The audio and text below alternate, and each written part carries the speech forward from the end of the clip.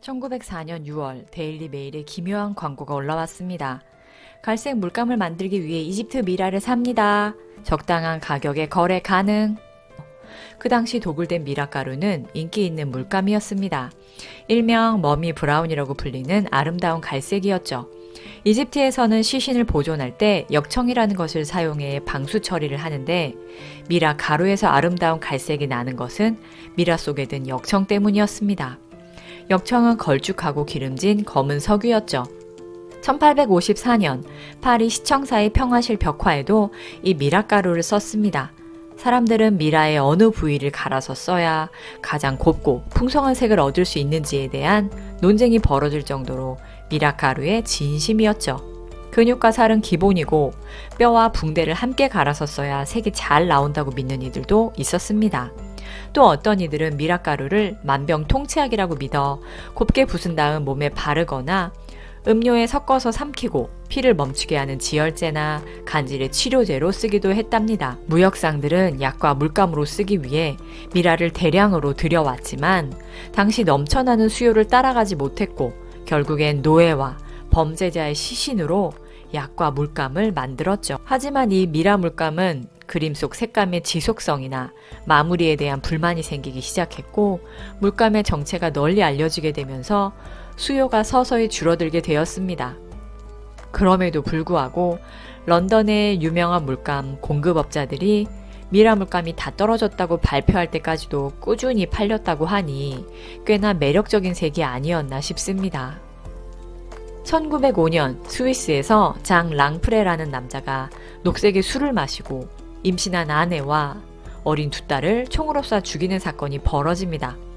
술에서 깬 그는 자신의 범행을 단 하나도 기억하지 못했고 그 후 감옥에서 자살을 합니다. 법정은 이 녹색술이 환각작용을 일으켰다는 결론을 내리고 녹색술을 위험 요소로 특정하죠. 한 남자를 광기 어린 살인마로 만든 녹색의 술은 바로 압생트였습니다. 1880년대의 녹색의 술은 서민들이 마시는 국민술로 녹색의 악마, 에메랄드 지옥 등의 별명으로 불렸습니다. 특히나 자신의 길을 자른 고흐가 이 술을 자주 마셨죠. 고흐의 별이 빛나는 밤에라는 작품에서 소용돌이 치는 노란색 광환이 나오는데 고흐가 이 녹색 술 때문에 사물이 노랗게 보이는 환시증을 알아서 별을 소용돌이 치는 것처럼 표현했다는 이야기도 있습니다. 이런 이야기가 떠도는 이유는 이 술의 원료인 약속에 들어있는 투존이라는 성분 때문이었습니다. 투존에는 환각작용과 생맹을 만드는 독성분이 있었기에 스위스와 프랑스 외의 대부분의 유럽 지역에서 판매와 제조가 금지되었죠. 하지만 1908년대에 들어서 금지가 풀리게 됩니다. 환각을 일으키기에는 녹색술의 투존 함량이 너무 적다는 이유에서였습니다. 일가족 전원을 죽인 장 랑프레가 압생트를 마시고 미쳐서 살인을 한 것처럼 포장됐지만 사실 압생트는 한두 잔 마신 게 다였고 대신 와인과 브랜디를 필름 끊기게 먹은 사실이 밝혀지게 됩니다. 압생트가 사람을 미치광이로 만든 게 아니라 단순히 중증 알코올 중독자가 충동적으로 저지른 사건에 불과했죠. 그렇다면 왜 압생트는 사람을 미치광이로 만드는 술이라는 오명을 뒤집어 쓴 것일까요? 바로 술의 색깔 때문이었습니다. 그렇다면 녹색에는 왜 이런 부정적인 프레임이 씌워졌을까요? 많은 사람을 죽인 또 다른 녹색, 셸레 그린 때문이 아니었나 싶습니다. 아름다운 녹색의 드레스를 입은 여인이 무도회장으로 들어서자 일제히 사람들의 시선이 쏠렸습니다. 드레스 자락을 날리며 춤을 추던 여자는 어지러운 듯 쓰러지고 주변에 있던 사람들도 연달아 쓰러지고 맙니다. 대체 무슨 일이 있었던 것일까요?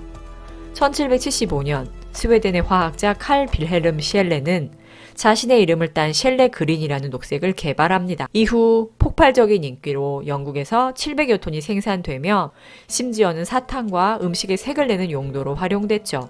하지만 셸레 그린으로 작업한 조화 제조공이 사망하고 어린 소녀가 모형 포도에서 녹색 가루를 빨아먹고 죽은 사건 이후 셸레 그린과 죽음의 연관성이 점차 커지면서 의사와 학자들은 셸레 그린 속 숨은 비소를 밝혀냅니다.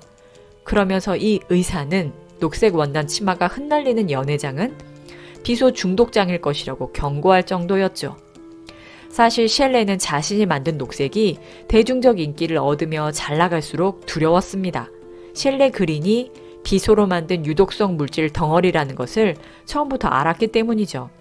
하지만 프랑스의 한 벽지 공장 공장장은 셸레 그린을 조금씩만 사용하면 문제가 없고 단지 비소 때문에 벽지 판매를 금지하는 것은 지나치며 산업을 부당하게 규제하면 안 된다고 주장했습니다. 대중들은 이에 동의했고 정부도 딱히 규제도 하지 않았기에 사람들의 몸으로 흡수되어 상상도 못할 정도로 많은 사람들이 죽어나갔습니다. 셸레 그린을 사랑한 대표적인 인물 나폴레옹도 사후 조사 결과 머리카락에서 기준치를 초과하는 독성이 검출되었습니다. 세인트 헬레나 섬으로 추방되었을 당시 초록색 페인트와 벽지로 꾸민 방에서 오랜 시간 생활했으니 당연한 결과겠지요.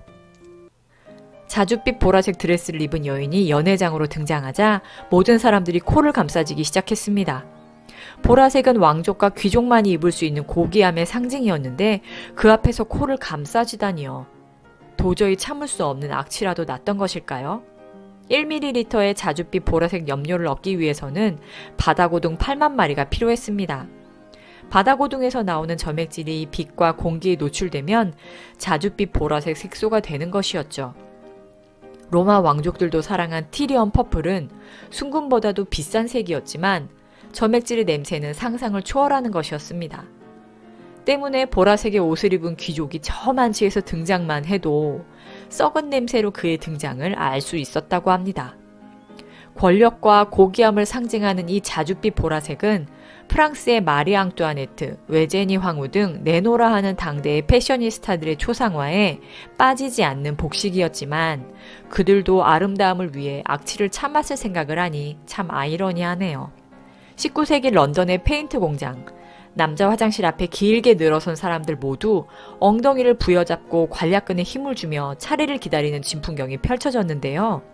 이 폭풍설사가 모두 갬부지라고 부르는 황금빛 노란색 물감 때문이라면 믿으시겠어요? 갬부지는 캄보디아 태국에서 서식하는 가르시니아 나무의 굳은 수액에서 얻은 염색 물질이었습니다. 이 황금빛 노란색의 갬부지는 특히나 색깔 부족에 시달렸던 서양 화가들이 즐겨 썼죠. 특히 17, 18세기의 활약한 화가들 중 렘브란트는 유화에 갬부지를 쓰는 것을 선호했습니다. 당시 물감은 약과 함께 약방에서 팔았는데 이 갬부지에는 독성이 있었습니다. 때문에 아주 적은 양으로도 배변 활동을 활발하게 만드는 완화제 역할을 해서 변비 환자들을 해방시켜 주었죠.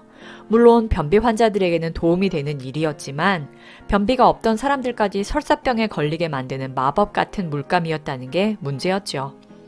그래서 굳은 수액 덩어리 갬부지를 쪼개는 일을 하는 직원들은 1시간에 한 번씩 화장실로 달려가 의도치 않게 설사를 계속 쏟아야만 했습니다. 결국 독성이 있던 갬부지는 대체 물감이 나오면서 판매 중지가 됐는데 덕분에 폭풍설사 대환장 파티를 하던 직원들은 더 이상 똥꼬가 헐지 않아도 된다며 쾌재를 불렀다고 하네요.